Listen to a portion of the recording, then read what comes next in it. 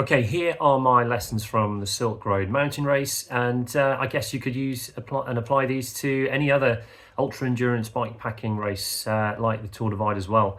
Okay, so here we go. I think the first thing is to stress that it's a huge investment in time and money. Um, you're going to spend a lot of time training away from friends and family. The build up events or races or just the testing that you do, all of that is time spent away from friends and family. Obviously then the money as well, probably going to have to buy some equipment if you're like me, and you need to buy all of the kit, particularly a new bike, a new mountain bike. That's going to cost you even more. So before you jump into it and make a rash uninformed decision, just have a good think about it. The whole prep for me took about 18 months, starting with buying the bicycle, getting to know it inside out, building up the distance so that I could do 250 k's in a day, then doing them back to back, and then testing all of the kit, doing test races, that sort of stuff. Okay. I'll also then stress the next one is that the terrain in Kyrgyzstan really is punishing on the body and bike. So you really need to prepare accordingly. For those who haven't been, it's imagine a dry riverbed with lots of big, chunky, rounded pebbles. I don't know. I guess thousands of years ago, maybe what was a massive dry riverbed, but you've got all of these massive pebbles dotted everywhere.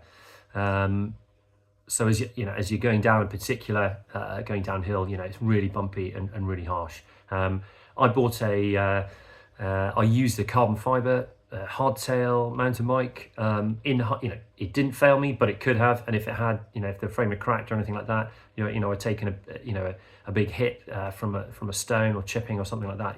I would have been that would have been game over. You couldn't repair it out there. But I would probably, in hindsight, have gone for a steel or alloy. You can titanium frame as well, but obviously that's much more expense. But steel or alloy. Tougher tires. I mean, I thought I had pretty tough tires. They still punched a hole in them when I was going 50 kilometers an hour downhill pace, and when I went over a slightly bigger pebble, and I just punched a hole through it. And also the shoes as well. So slightly better shoes for hiker bike. I use mountain bike shoes with cleats underneath.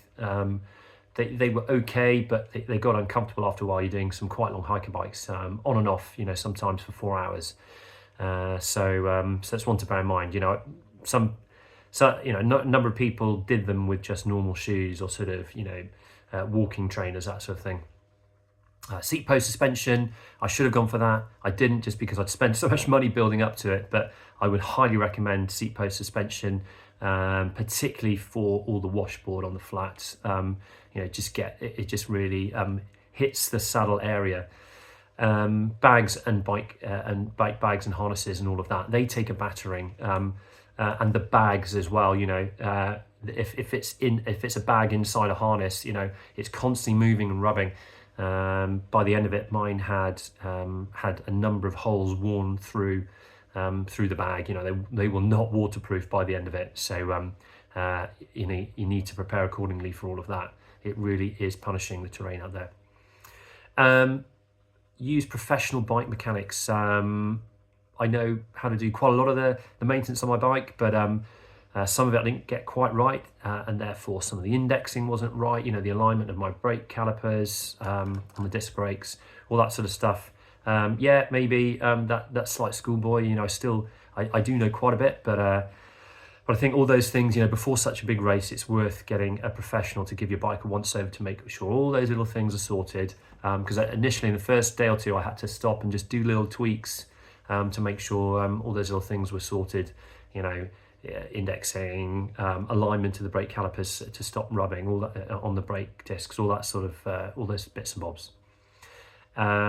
Okay, reducing bulk and the weight of kit overall. So I already had quite a bit of mountaineering gear, and therefore I chose not to obviously spend extra money unnecessarily to buy more kit. But Some of my kit was older tech, things like sleeping bag, and so it was it was bulky and didn't actually necessarily give me the warmth I wanted. If I'd gone for a more up-to-date sleeping bag, it would have been less bulky and warmer.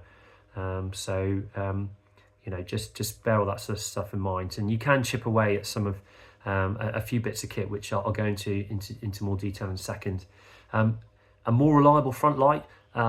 My front light failed certainly in the cold weather. It just didn't like it, in the high altitude, cold mornings or cold nights, that sort of stuff. And that's not what you need. And also could have done with a better field of vision. When you're descending at night over gravelly or stony terrain, you really need that.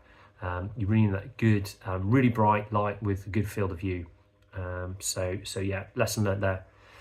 Brake pads, I wore through mine. I had Shimano XT Deor set. Even with the sort of the harder wearing brake pads, I still went through them, and I was literally, I basically refitted all of the. I had two pairs of spare brake pads, and I'd already refitted those and had no spare by the end of it. So take some more, and also another tube. I only carried one spare TPU inner tube. I fitted that. Initially I was tubeless. As I said, I had a puncture that's just brute force smashed through. My tire just wouldn't fix, even with 2 plugs, super glue and all of that, wouldn't seal. Had to eventually put in a tube a couple of days later, and that was it. Didn't have a spare tube. So take at least 2 tubes for those sort of eventualities. Okay, the effect of acclimatization, the effect of altitude, so acclimatizing to that, and also the heat. I got there, I landed on the Wednesday morning, and the race was on the Saturday. So managed to go for an acclimatization walk the next day up into the mountains near Bishkek. But ideally I would have got there 1 or 2 days before that. So again, you just got to factor all this into the whole planning of the trip. But altitude apparently takes at least 3 to 4 days to acclimatize. So you definitely want to get there, and unless you've got the benefit of high mountains nearby or an altitude tent, but most of us don't. So you want to get there a number of days before to start acclimatizing. Some did a little day trip and they went up to hike into the mountains and camped there for a night or two. That sort of thing would be ideal, and also allows you to have a run out with your bike set up with all your kit, see if there are any snags and iron those things out. Okay, I carried, and then next thing is carrying maybe fewer freeze-dried meals. I carried quite a few. I wanted to be self-sufficient totally, so I could just cycle and stop and camp wherever I wanted. It didn't turn out like that, as it happened. And also, a lot of the shops, a lot of the sort of village shops have these Chinese packets of dried Chinese noodles. So you can get those literally in every single shop. The shops don't have much fresh food, so they'll have things like that they can store, will last for many weeks and months. So it's those noodles, it's biscuits, chocolate bars, nuts, that sort of stuff. Those are your staples when you're in Kyrgyzstan, getting to a village shop in the middle of nowhere, and that might be your only shop for 200 or 300 kilometers. So, but they will have those freeze-dried noodles. So you can cold soak them. I carried a gas cooker. I wanted that insurance policy. I recommend taking that if you can. And so yeah, you can cook them up. And also, if you're stuck in a tent, there could have been really bad weather. Some people did experience really bad weather, and they had to hunker down in a snowstorm. Even in August, at high mountains, that sort of thing happens. So that I would recommend having some sort of cooker system for that. Okay, better aero bars, a bit niche or a bit specific, but I just had sort of normal clip-on aero bars. I'd recommend using ones that's specifically designed for ultra cycling or off-road. Mine weren't that great. It didn't have a big sort of the pad area for resting your arms or your elbows wasn't very big at all. Okay, moving on to the next one. My chain got really greasy, so I used what was it? It was, can't remember the name of the chain lube, but it was this sort of high tech stuff. But it got really sort of glooped up. and I didn't really have a way of degreasing it. It just got more and more sort of grimy, and just sort of held on to all of the dirt, and it was just filthy by the end of it. So a better way of degreasing the chain is properly cleaning it, giving it a really good gunge out, so that it was running smoothly. Okay, the sleeping system. As I mentioned earlier, I found the sleeping system wasn't warm enough, especially when you're sleeping above, about 2,500 meters in altitude. Some nights you're just going as far as you can. Up the Tosaw Pass, for example, it's about 3,800 meters in altitude. Kept on going and going, and as far as I could, stopped, camped for the night, and then carried on going early the next morning. But those nights, because you're in altitude, it's going to be a bit colder. So I ended up sort of waking up shivering most of those nights. So I would recommend, a good sleeping system. That's even when I changed into my, merino, full merino thermals, top and bottoms, inside a sleeping bag, which was inside a bivy bag, inside a tent, on an inflatable, a sleeping pad. It was still not warm enough at that altitude.